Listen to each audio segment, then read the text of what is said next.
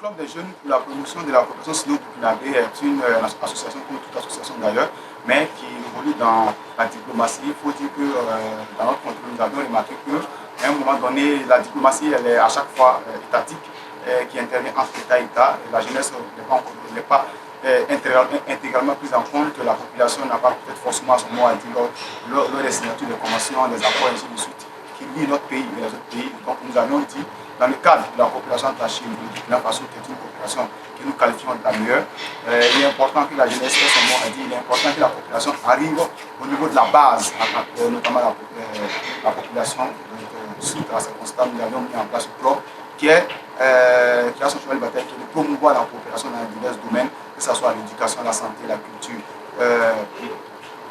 l'innovation, la technologie, ainsi de suite. Donc dans tous les secteurs d'activité, nous essayons d'apporter notre plus-value au sein de la population. Vous savez que la Chine est une référence en termes de développement. La Chine a vécu les mêmes maux que le Burkina Faso, notamment l'esclavage, notamment la colonisation, ainsi de suite. Et la Chine aujourd'hui, qui était, si on part 50 ans en arrière, la Chine était un pays très sous-développé, mais aujourd'hui qui est une nation en voie de développement, pour ne pas dire développée, qui aujourd'hui rivalise avec les grandes puissances. Donc pour nous, il est important que le Burkina Faso, qui a aussi vécu les mêmes maux que la Chine, qui aujourd'hui aussi en voie de développement aussi, s'inspire de la Chine, notamment dans le processus qu'elle a pu mener. Il faut dire que nous avons réalisé plusieurs activités depuis la création de l'association. Il y a maintenant près de 3 ans. Donc il y a le festival de la coopération sino-burkinabé, qui est un festival qui vise à promouvoir les différents secteurs d'activité. Également aussi la culture. Nous avions réalisé 2 éditions, notamment en 2020 et en 2021. Également aussi, nous avons organisé des panels de conférences, des ateliers d'échange, de formation et tout.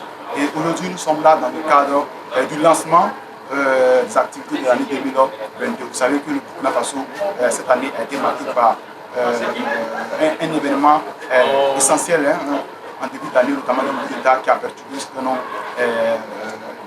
de structures, notamment tous les pays. Donc il était important pour nous de temporiser à un moment donné, de voir de faire un diagnostic, d'évaluer les choses, de voir comment relancer les choses.